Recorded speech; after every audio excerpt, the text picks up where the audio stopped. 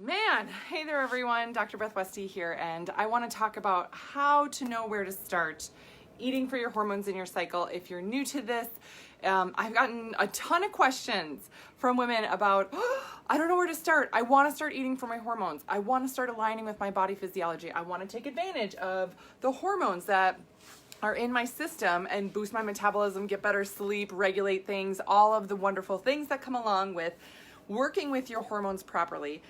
And then everyone's like, where do I start? I don't have a cycle anymore. Oh my God, my cycle is in 28 days. Okay, so first off, I'll do a brief explanation of what the kind of standard is.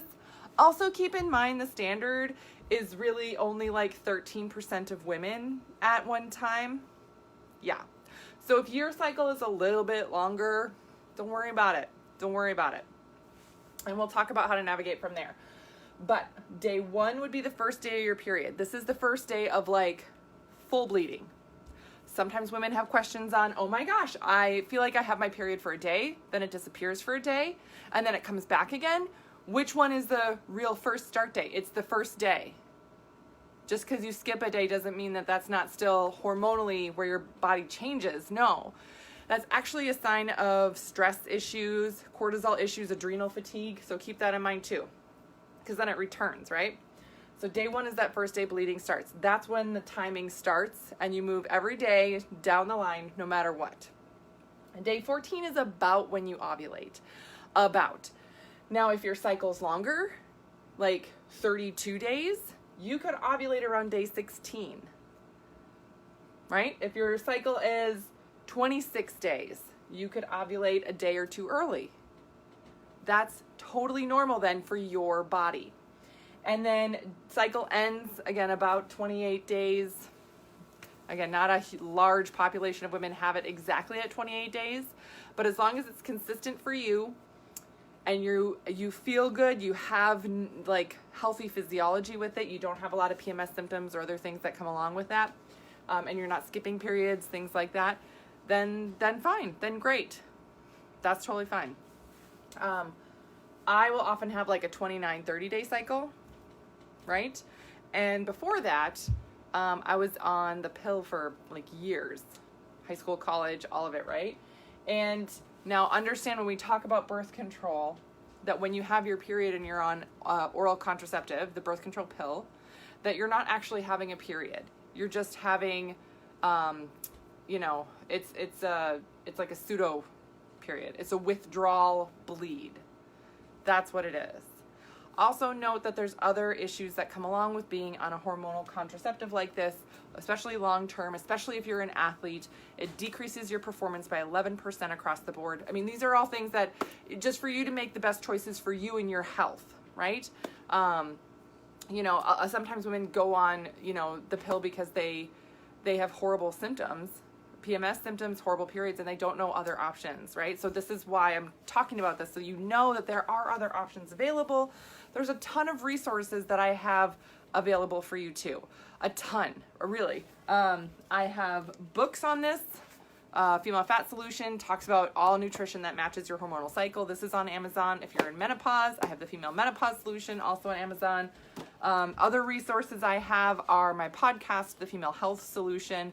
I interview a ton of different people as well as put even more information into the podcast so you can hear it from different angles, especially if you are struggling with something in combination with your hormones. I have mold toxicity and hormonal issues. Yeah, I have a podcast on that. Yeah, so a ton of great info out there. And I'll just put this here. If you guys are looking to learn more specifically, you can get on the wait list for the next 12-week challenge. So just go to the link there and click it. I have some really exciting things that I'm coming up with right now, actually, because so many women need help with this. I'm actually creating something for women to understand this more and use and take advantage of their hormones more in a very great step-by-step process. So that's to come. Little sneak peek. I can't help but talk about it. I'm terrible at keeping secrets like this when it's something exciting, right? If it's like a real secret, I keep it, obvi. Anyway, so when we look at the hormonal cycle here, this is what, the standard is. Not everybody is like this. And if you're going through a phase of your life where you're really stressed out, or you are sick or healing from an injury or surgery or something, right? This is going to change your cycle. And it may be for 6 months or something.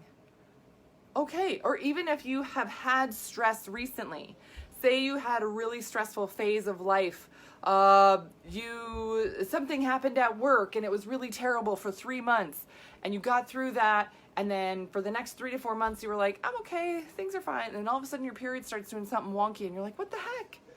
What's the deal? What's the deal? Yeah, it's the fallout from all that stress. Again, I want you to understand that there are things your body will hold onto and just wait and protect yourself and not show symptoms right away necessarily, and especially hormonally, that can take months to onset. Yay! Yay! Because it's so confusing then. It's so confusing. So when you are on this typical cycle, so following your basal body temperature is a way to know where you're at. And you'll hear me talk about this a lot more because most women don't track their basal body unless you're like really trying to get pregnant or not get pregnant. It's a really great way to track where you're at because it just tells you. If you're doing this here and your basal body temperature goes up, and say it even stays up, stays high, doesn't drop down again, you could be pregnant. Oh, wonderful, right? That's what you choose. But using your basal body temperature is always going to be a great go-to because it's your internal system. So being on birth control, still take your basal body because your hormones are muted. Oftentimes hormonal birth control, it just prevents you from ovulating. So you're not ovulating, and so you're just having this like pseudo period, withdrawal bleed. But so it's not a real period, but you can still have shifts and changes in your hormones there. If you're looking at things, if you've had an ablation and you don't get a period anymore, if you've had a hysterectomy and you still have your ovaries, boom, basal body temperature. That is going to tell you so much. So it should be lower here and then higher here. So tracking this every day is simple. Wake up in the morning, take your temperature under your tongue. There you go. But again, most people they forget about it or they don't use it as a tool, and it's really wonderful. Even realize here that your system still has ovaries and the hormone level is still there, so that you may have other symptoms, other signs, signals your body is giving you that you are still having a hormonal phase even though you're not bleeding. Sometimes it's a headache at a certain point. Sometimes it's breast tenderness. Sometimes it's change in mucus or hunger levels or sleep needs, or it can be a lot of different things, which women tend to write off as something else, right? You're like, oh, I'm just crabby today because I didn't sleep well. Well, maybe you didn't sleep well because you're higher in progesterone, and that's what happens there. Yeah, so it can be a myriad of things, which is so great that you get to navigate through. So that's going to really, really help you. Same thing if you're in perimenopause. If your cycle's kind of all over the place, you're like, I'm not really sure. Basal body temperature. And the same thing too if you have an irregular cycle. Also, eating for your hormones and your cycle will help regulate it as much as possible and ease you through a lot of these issues that you may have because of hormonal imbalances. I get this question a lot from women in menopause. How do I know where I'm at if I'm supposed to eat for my hormones and my cycle? Yes, because this also is a metabolism tactic just to help keep your system going. So when you go through menopause, these hormones just flatten out, right? It's not that they are gone completely. They're just not at the same level anymore. So you can start anywhere. And so if you're like, I went through menopause like 3 years ago, 8 years ago. What? Where do I start? You start on day one. Here's the magic of using your nutrition to imprint on your hormones, is that your hormones are adaptable. I mean, if you've ever lived with other girls, like in a house, like college, right? I had 3 girl roommates. Within 2 months, we all had the same period, same day, right? That's how fast it happens. Right? Every team I've played on pretty much, we all sync up very, very quickly. Oh, it's just, that's how it goes. So your hormones are impressionable. You use your nutrition to imprint on it to help it have a regular pattern. So same thing goes for birth control, perimenopause, ablations, hysterectomies, and if you have an irregular cycle, use that nutrition to help it regulate, to know where you're at, and to really be confident in working with your system. Going through menopause, you get to start that system. You get to align with it normally and take it through this phasic pattern, and then use the different metabolism tactics that are layered on top here and here.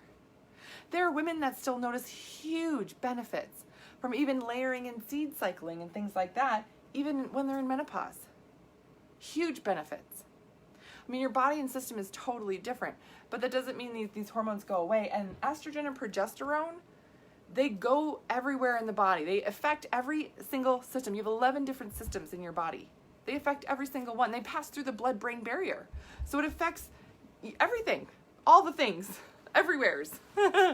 So it's amazing what can happen when you just start aligning with your body.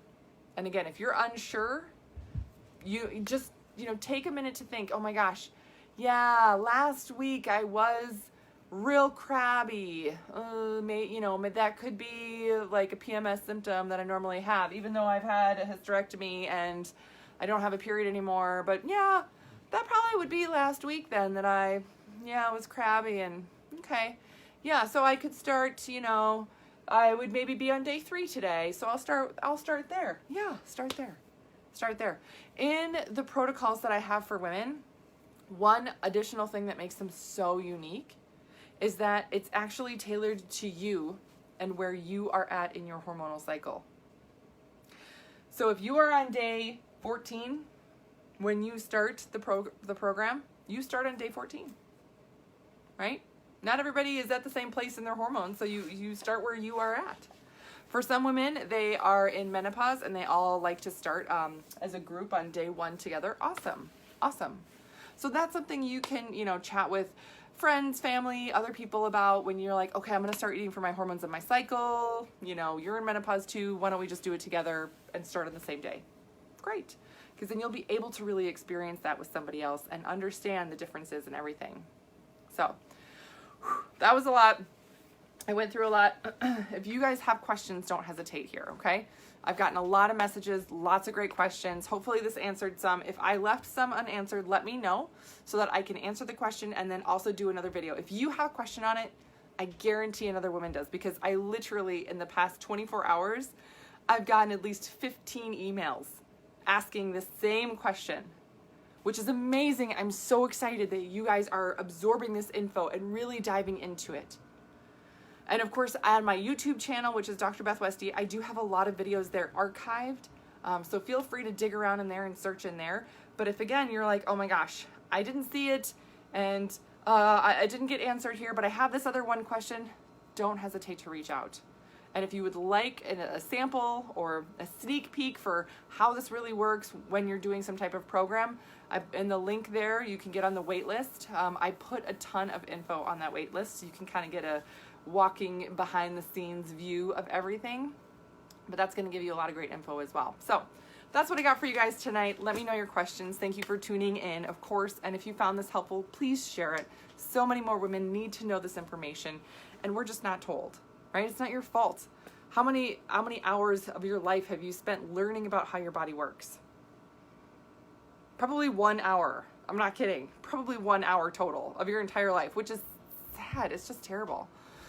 Whew. So that's what I got for you tonight. I'm so excited you guys are diving into this info, and I will see you later.